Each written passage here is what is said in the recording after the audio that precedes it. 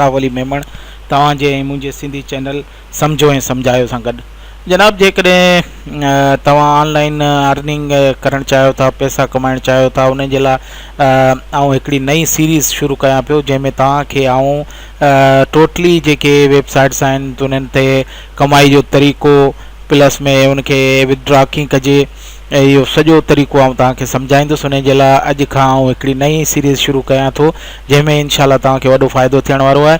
हाणे ऑनलाइन पैसा कमाइण जो जेके तरीक़ा आहिनि उहो सभु ऐं वेबसाइटूं डेली बेसिस ते आउं का न का वेबसाइट तव्हांखे इंट्रोड्यूस कराईंदुसि, जंहिंमां तव्हीं रियल जेके मुंहिंजूं पंहिंजूं आज़मायल आहिनि उन मां तव्हां सुठी इनकम करे सघंदव ऐं उन खे करे सघंदो। हाणे सभिनी खां पहिरीं त मुंहिंजी तव्हां सां इहा रिक्वेस्ट आहे, इहो मुंहिंजो ऐं तव्हांजो चैनल आहे सम्झो सम्झायो सिंधी चैनल आहे, ऐं इन खे प्लीज़ सब्सक्राइब कयो। सब्सक्राइब करण जे लाइ हिन जाइ ते हिकिड़ो रेड कलर जो बटण हूंदो, उन खे क्लिक कंदव त बेल जो आइकॉन ईंदो, उन खे बि क्लिक करे तव्हां मुंहिंजे चैनल खे सब्सक्राइब करे सघो था। ईअं तव्हांखे करणु बि खपे, छाकाणि जो आउं डेली बेसिस ते का न का नई शइ तव्हांजे लाइ आणींदो रहंदो आहियां ऐं आणींदो रहंदुसि, त तव्हां उन मां वॾो फ़ाइदो वठी सघंदव।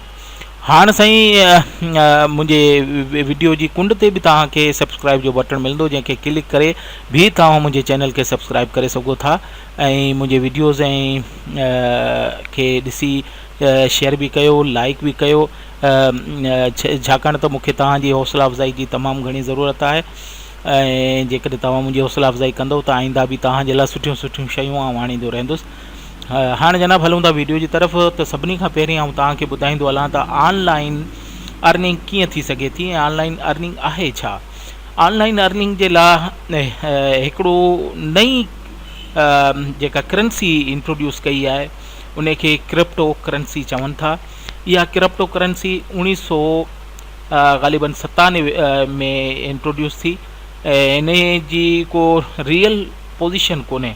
जीअं असांजो पाकिस्तानी रुपयो आहे या डॉलर आहे या इंडियन रुपयो आहे त उहो पेपर में मौजूदु आहिनि, पर हीअ कंहिं बि सूरत में विजुअली मौजूदु कोन्हे।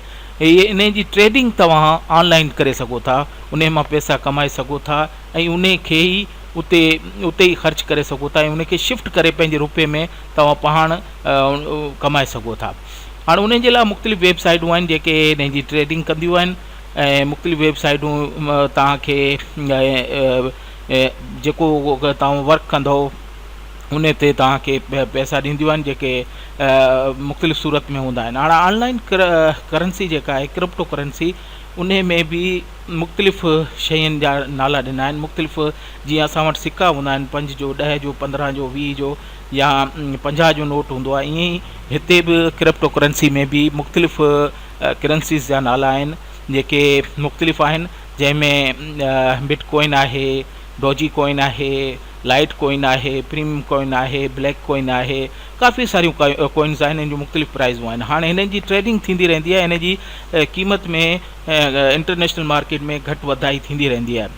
पोइ बाज़ माण्हू इन खे इन जी ट्रेडिंग ईअं कंदा आहिनि जो जीअं सपोज़ बिटकॉइन आहे या डोजी कॉइन आहे, उनखे परचेज़ करे पाण जे उनमें कई वेबसाइटूं आहिनि उन्हनि ते रखंदा आहिनि, पंहिंजे वॉलेट या पर्स में रखंदा आहिनि ऐं पोइ जीअं ई उन जा रेट हाई थींदा आहिनि त उनखे विकिणी पैसो कमाईंदा आहिनि ऐं उनखे पोइ शिफ्ट कंदा आहिनि। हाणे इहे सभु तरीक़ेकार आउं तव्हांखे प्रैक्टिकली करे ॾेखारींदुसि, पर अॼु सिर्फ़ु आउं इंट्रोडक्शन ॾियणु चाहियां थो त क्रिप्टो करेंसी आहे छा।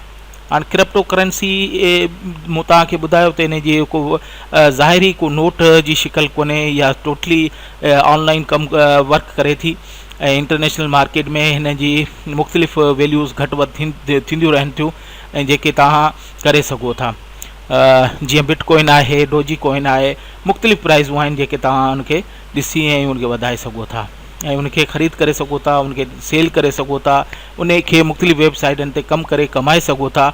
हाणे जनाब जेको तव्हां कुझु कमाईंदव वेबसाइटनि ते या परचेस कंदव त उन खे रखण जे लाइ जीअं असां वटि पर्स हूंदो आहे असांखे नोट रखण जे लाइ, ईअं ई तव्हांखे हिकिड़ो वॉलेट क्रिएट करिणो पवंदो।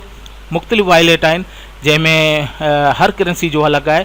डोजी कॉइन जो डोजी चेन जे नाले सां आहे ऐं जेकॾहिं बिटकॉइन आहे लाइट कॉइन आहे, बिटकॉइन कैश आहे, इन जे लाइ तव्हांखे ब्लॉक चेन आहे। हाणे इन में तव्हांखे अकाउंट ठाहिणा पवंदा ऐं पंहिंजो अकाउंट खे सिक्योर करिणो पवंदो। पोइ जेको तव्हांजी अर्निंग थींदी उन खे तव्हां उन वॉलेट में शिफ्ट कंदव जेका तव्हां वटि मौजूदु हूंदी। पोइ उन मां तव्हां उनखे परचेस करे या सेल करे पंहिंजे रुपए में पैसा कमाए सघो था। हाणे सॼे प्रोसीजर खे इनशाला आऊं शुरू कयां पियो।